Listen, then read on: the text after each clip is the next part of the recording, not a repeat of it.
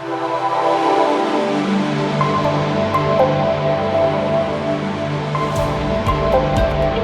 there you are, Julien. How is Paris? How is Julien? How is this wonderful evening?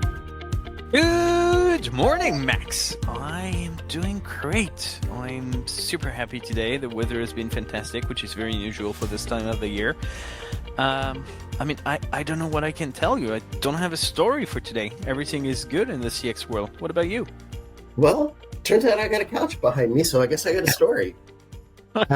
Hopefully, that'd be boring otherwise. So, what's happening Yeah, to you? we could just chitter chatter.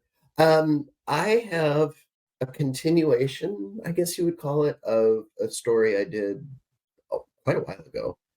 Um, it was my personal best in terms of repair and self-service. We have a washer dryer set that is 25 years old, and the dryer stopped heating, and I found out that if you pull out one of the fuses and you literally throw it on the ground, it would reset the fuse. And it just was the most satisfying experience in the world. A, most things I try to fix, I make worse. B, fixing it by throwing it. I mean, what more could you want? So we've still had that dryer. It has occasionally gone out, and kind of with frequency. It was going out like once every couple of years, well, once every 5 or plus years, and then every couple of years, and every year, and now 6 to 9 months, the damn thing is going out. And I'm satisfying as it is, it's still no fun to pull out a dryer, climb over behind it, rip the thing apart, get it all there. So it happened again, and this time I did it, and it didn't work. Oh, And I'm like, all right, I'm sick of doing this. It's time for a new washer dryer set. And my wife was like, well, let me go get the part. Let's just try one more time with the spare part. And it turns out when you buy it, there's two fuses. So I replaced both fuses, brand new, brand spanking new. Still didn't work. We could get it if we banged it just right. We could see a spark happen where the heating elements are, which kind of caused me to think maybe we shouldn't do that anymore. But so we did that, and I'm like, all right, thank God, it's time to get a new washer dryer. And the other thread in this conversation was when my wife went to the parts store. It's not like a normal hardware store. There's a appliance parts store in San Jose that has, all these obscure things, and the guys there are dealing with contractors all day, and they really know their stuff. And she asked the guy, because she knew we were maybe 25 years is long enough for a washer dryer set, what he would recommend. And he was just like, and this is our belief, and we've talked about this before, the new ones they're not well made. They're designed to die. And so we're both kind of like, oh, yeah, but I guess that's what we got to do. So she said, I'm going back. So she went back. She talked about it. The Maytag expert was there that day, and she went through and he told her how to troubleshoot. I think he even loaned her an ohm meter or whatever, the thing to check the current. So she went in, and he said, the thing to check would be the coils themselves. So she went back, she checked the coils themselves, and sure enough, they were bad. And I was off on a business trip, so the coils were bad. So she went back, she bought a new set of coils, pushed the dryer out, or no, the dryer was already out, climbed behind the dryer, swapped out the coils, which it turned out was a pretty easy thing to do. And then on my business trip, I got a video of, looking down in the little hole where you could see the coils, and you could see the coils glowing. And so there are two elements to this story. One is my wife out machoed me in appliance repair, which is I'm just over. It's fine. She's actually an engineer at heart, and I'm okay that she's better at some of these things than I am. But also just the experience of there's this place that will help you actually really help you fix your appliances, and they care and they're supportive. And the alternative is to buy something that's designed to start screwing up in 5 years. So that's my story. All right. Where to start? Yeah, there's a few things to pick apart here. I actually wonder, as you started your story, I was thinking about the beautiful days. I don't know if people still do that. You probably would not dare doing this nowadays. But we used to have desktop computers right before the whole laptops era. And I still have one upstairs that I probably didn't turn on for 5 or 6 years. And the beauty of desktop computers is the best way to fix them was to get angry and hit them till things were working. Right? Yes. And that's it. And you learn the spot right on top where if you hit it, the hard drive would re-engage or whatever. Exactly. And I would not advise anyone to do this with their laptops nowadays because you would kill it instantly. But that was the way. So I definitely appreciate you still have this 25 years old dryer that allows you the pleasure of fixing things by hitting them or throwing them on the floor. Yes. Even though with everything you were telling me, there might be a story about insurances because of your house getting on fire at some point if you keep doing this kind of things. Fair enough. And yes, we had that story. And we had a special spin to it, if I remember correctly. Around, I can't remember what is the actual wording in English for this. In French, we call it obsolescence programmée, which is scheduled. Planned obsolescence. Planned obsolescence, not scheduled. Planned obsolescence, which is a thing, and we all accept it. I mean, that is part.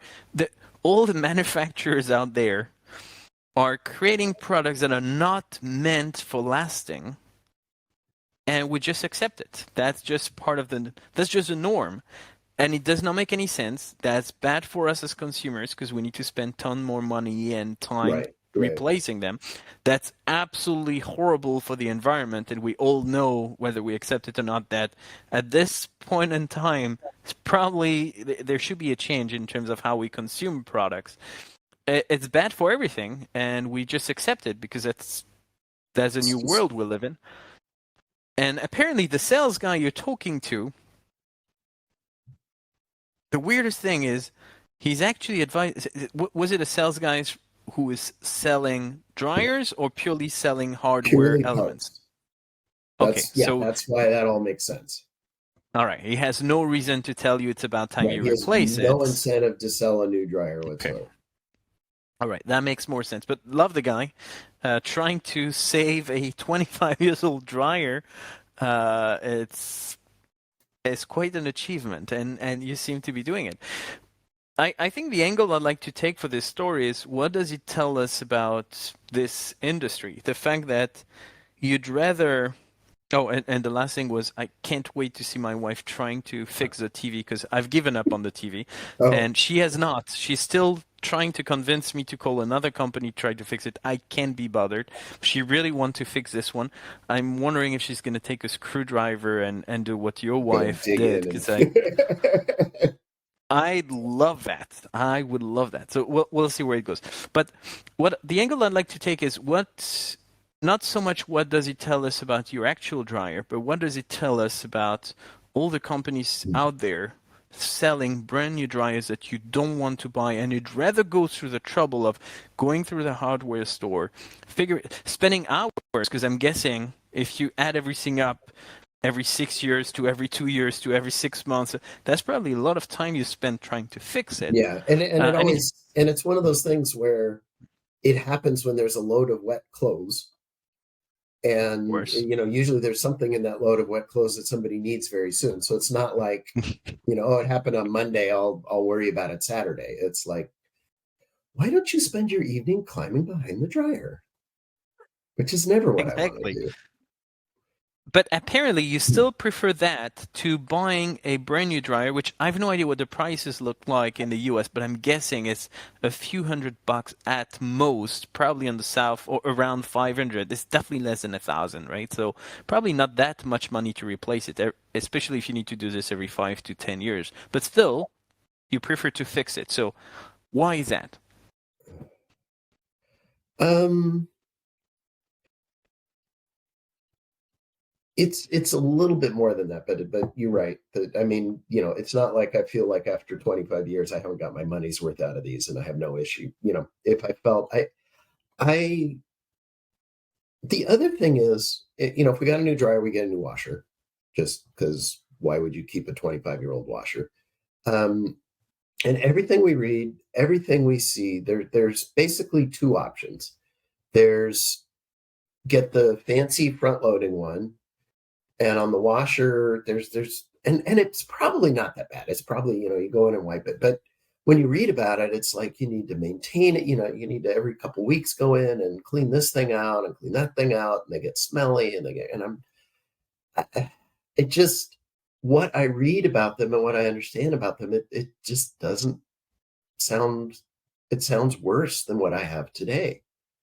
There is an option. There is Speed Queen, which builds commercial washers and dryers, and they have a consumer version, and it's like $4,000 for the pair. So that's a way to go. And it's interesting. I talked to my son about this, and he saw a documentary. The layout of a dryer, the mechanics of it, was figured out in the 50s. It has not changed. So anything they're telling you about all these wonderful bells and what, now washers have changed, but dryers themselves, you put the vent over here, you put the this over there, somebody nailed the design, and nobody's come up with anything significantly better since. So I don't have a real good answer. This last time when I was back there and fixing the thing, I was like, great, I just want a pretty shiny new one. I'll put up with whatever happens with it later. But it's really just the whole, I'm going to have to deal with this thing more often. I've had something that for, I don't know, 17 of the 25 years I never had to think about.